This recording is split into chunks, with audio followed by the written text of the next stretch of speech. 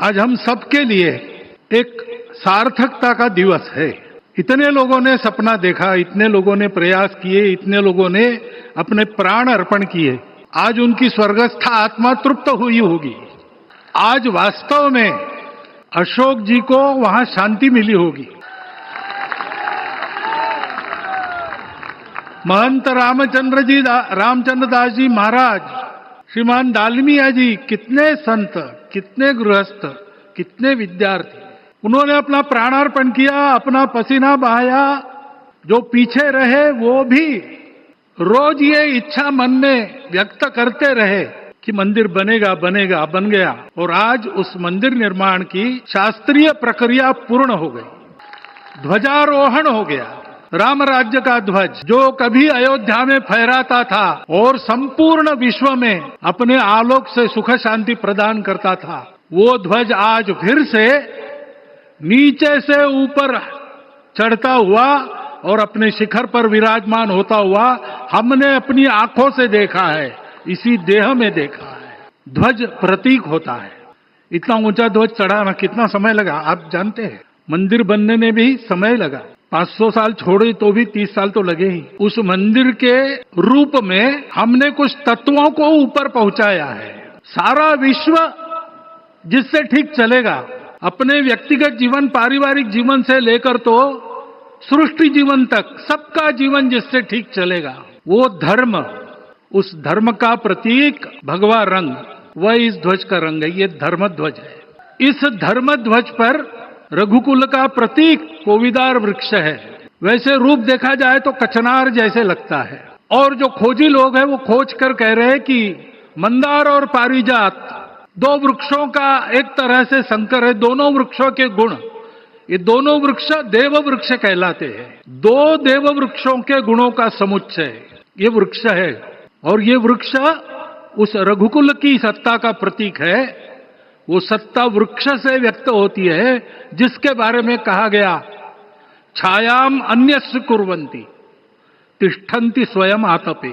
सबके लिए छाया देते हैं, स्वयं धूप में खड़े रहकर। फलान्यपि परार्थाय, फल स्वयं उगाते हैं, दूसरों के लिए बांट देते हैं।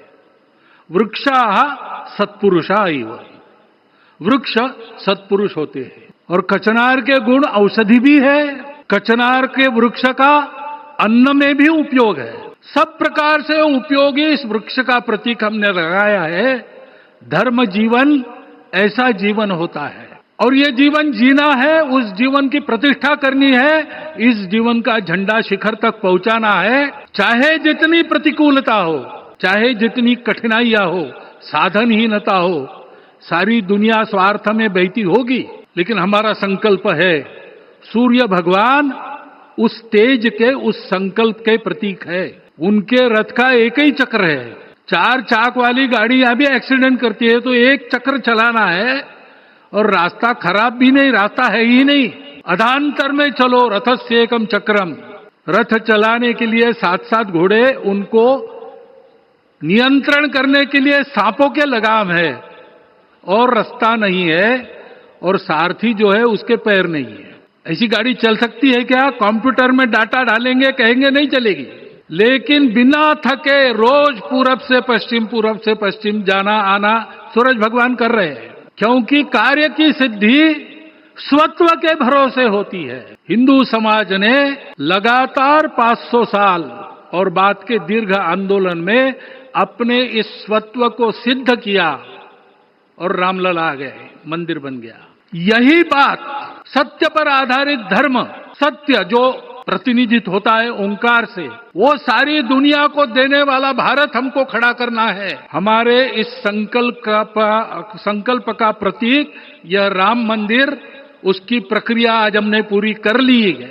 यह धर्म, यह ज्ञान, यह छाया, यह सुफल संपूर्ण दुनिया में बांटने वाला भारतवर्ष खड़ा करने का काम अपना शुरू हो गया है। उसको, इस प्रतीक को देखकर, हिम्मत रखकर, उसी प्रकार सतत प्रयास करते हुए सब प्रकार की विपरीतताओं में भी हम सबको मिलके करना पड़ेगा। आज ये हमारे कृतार्थता का दिवस है और आज हमारे संकल्प की पुनरावृत्ति का ये दिवस है। वो संकल्प हमको हमारे पूर्वजों ने दिया है। एतद् देश प्रसूतस्य सकाशाद अग्र जन्मनात्। इस देश के जन्मे हुए अग्र जन्मना है, सबसे प्राचीन है, इसलिए बड़े भाई है।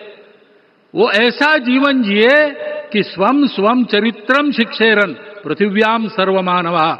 पृथ्वी के सर्व मानव अपने अपने चरित्र की शिक्षा, जीवन की विद्या भारतवासियों से सीखे। ऐसे भारतवासियों का परम वैभव संपन्न, सर्वशक्ति संपन्न और सबके लिए खुशी बांटने वाला, शांति बांटने वाला, सबको विकास के सुफल देने वाला भारतवर्ष खड़ा करना है। ये विश्व की अपेक्षा है, हमारा कर्तव्य है। मंदिर में श्री राम लला विराजमान है, उनका नाम ले और इस कार्य की गति हम बढ़ाए। इतना एक विषय आपके सामने रखता हूं। जैसा सपना देखा था उन लोगों ने, रामदास स्वामी ने कहा था, स्वप्नी जे देखिले रात्रि ते ते तैसे ची हो तसे। ऐसा सपना उन्होंने देखा था, बिल्कुल वैसा। और मैं कहूं कि उन्होंने जो सपना देखा था उससे भी अधिक भव्य और अधिक सुंदर ये मंदिर बन गया है। हमारे हृदय में वो निश्चय का सृजन करे, तपस का सृजन करे। ये शुभकामना मैं आप सबको देता हूं और मेरे शब्दों को विराम देता हूं।